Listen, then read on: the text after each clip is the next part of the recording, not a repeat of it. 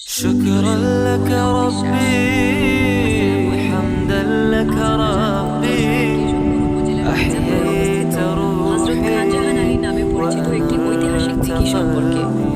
স্থানীয় মানুষের বিশ্বাস, বহু বছর আগে হযরত খান জাহান আলীর স্মৃতির সঙ্গে এই দিঘির সম্পর্ক গড়ে ওঠে। বিশাল এই দিঘিটি আজও ইতিহাসের নীরব সাক্ষী হয়ে দাঁড়িয়ে আছে।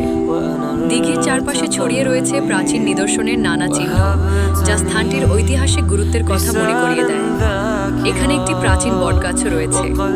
স্থানীয়দের কাছে এটি বিশেষ গুরুত্ব বহন করে। প্রতি শুক্রবার এখানে অনেক মানুষের সমাগম হয়। কেউ ইতিহাস দেখতে আসেন, আবার কেউ ব্যক্তিগত বিশ্বাস থেকে মানত করেন। এই স্থানটি ইতিহাস, সংস্কৃতি ও লোকবিশ্বাস সবকিছুরই এক অনন্য মিলনস্থল। তবে একটি বিষয় মনে রাখা জরুরি: মানত, ইবাদত বা সাহায্য প্রার্থনা একমাত্র মহান আল্লাহর কাছেই করা উচিত। কোনো ঐতিহাসিক স্থান বা ব্যক্তিকে সম্মান করা যেতে পারে, কিন্তু ইসলামের শিক্ষা অনুযায়ী ইবাদত ও মানত শুধুমাত্র আল্লাহর জন্যই নির্ধারিত। আপনি যদি ইতিহাস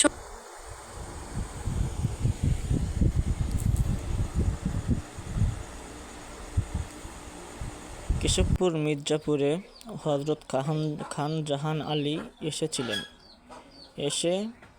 তিনি একটা দিঘি খনন করেছিলেন। এই যে খান জাহান আলী কেশবপুর মির্জাপুরে এসেছিলেন, এই জায়গাটিতে একটি বটগাছ রয়েছে। এই বটগাছে মানুষ এসে মানত করে, তাদের মনের আশা পূর্ণ হওয়ার জন্য তারা এই বটগাছের সাথে এসে মানত করে। এবং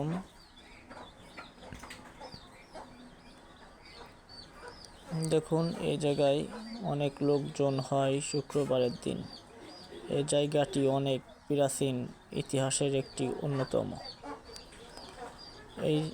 এই যে দেয়ালটা দেখতেছেন, এই পাশে একটা রাস্তা, ওই পাশে একটা বাথরুম রয়েছে, এবং ওই যে একটা নদীর মতো দেখা যাচ্ছে, ওইটা হলো দিঘি। হযরত খান জাহান আলী এই দিঘিটা খনন করেছিলেন। তিনি অনেক আগে থেকে, প্রাচীনকাল থেকে এখানে এসে এই দিঘিটা খনন করেছিলেন। এই দিঘিটা দেখার জন্য এখনও প্রতি শুক্রবার হাজার হাজার মানুষের আনাগোনা হয় এই জায়গাতে। যশোর জেলায় কেশবপুর মির্জানগরে হযরত খান জাহান আলী আগমন করেছিলেন। হযরত খান জাহান আলী যশোর জেলা কেশবপুর মির্জানগর গ্রামে আগমন করেছিলেন। সেখানে এসে ইতিহাসের একটি বড় দিঘি খনন করেন, এবং এখনও পর্যন্ত হাজার হাজার মানুষ এই দিঘি দেখার জন্য আসে। প্রতি শুক্রবারে এখানে একটি মিলন মেলা হয়, এবং প্রতি বছরে এখানে ওরস শরীফ হয়। এখনও মানুষজন এখানে যাতায়াত করে, এবং ওই যে দেখুন, এই যে জায়গাটায় হাজার হাজার লোক আসে প্রতি শুক্রবারে। এখন হয়তো লোকজন নাই, তারপরেও অনেক লোকজন হয় এই জায়গাটিতে। হযরত খান জাহান আলী মূলত এসেছিলেন বাংলাদেশে ইসলাম প্রচার করার জন্য। হযরত খান জাহান আলী ইসলাম প্রচার করার জন্য কেশবপুরে এসে একটি দিঘি খনন করেছিলেন। তিনি ইসলাম প্রচার করতেন এবং মানুষের ভালোর জন্য কাজ করতেন, এবং সবসময় আল্লাহ তাআলার ইবাদত বন্দেগী করতেন। আল্লাহ তাআলা আমাদের সৃষ্টি করেছেন শুধু তার ইবাদত করার জন্য। আমরা প্রতিটা মানুষ একদিন মারা যাব, আমরা কেউ এই জায়গাতে থাকব না। এই জন্য আমরা সঠিকভাবে আল্লাহ সুবহানাহু তাআলার ইবাদত করব এবং তার পথে চলব।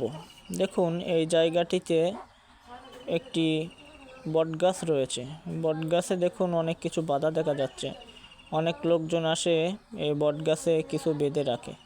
তারা ভাবে এই বটগাছে হয়তো কিছু বাঁধলে তাদের মনের আশা পূর্ণ হবে, এই জন্য তারা বাঁধে। আসলে সব কিছু দেওয়ার মালিক আল্লাহ, এবং সব কিছু নেওয়ার মালিক আল্লাহ। এই জন্য সবাই আল্লাহ তাআলার ইবাদত করবেন এবং সঠিক পথে চলবেন। দেখুন, এই জায়গাটিতে প্রতি শুক্রবারে এখানে অনেক লোকজন হয়, এবং নিলিবিলি পরিবেশ সে আগের কি মতো। এখানে একটি হাতি কে যেন বানিয়ে রেখেছে, দেখুন। একটি হাতি এই জায়গায় বানিয়ে রেখেছে। হাতির একটি মূর্তি বানিয়ে রেখেছে এই জায়গাটিতে। এবং এই পাশে একটি বাঘ রয়েছে, তার পাশে একটি হরিণ রয়েছে। একটি হরিণ দেখা যাচ্ছে, দেখুন। তার পরবর্তী সাইডে একটি বাঘের মূর্তি বানিয়ে রেখেছে। এটি মূলত কেশবপুর মির্জাপুরে অবস্থিত। যশোর জেলা কেশবপুর মির্জানগরে আল্লাহর এক ওলি দিঘি খনন করেছিলেন। সেই দিঘিটা দেখার জন্য এখনও হাজার হাজার মানুষের আনাগোনা হয় সেই জায়গাটিতে। একদম নিলিবিলি পরিবেশ, নিচ্ছন্ন পরিবেশ। জায়গাটা দেখলে অনেক প্রাচীনের আগের কালের কথা মনে পড়ে যায়।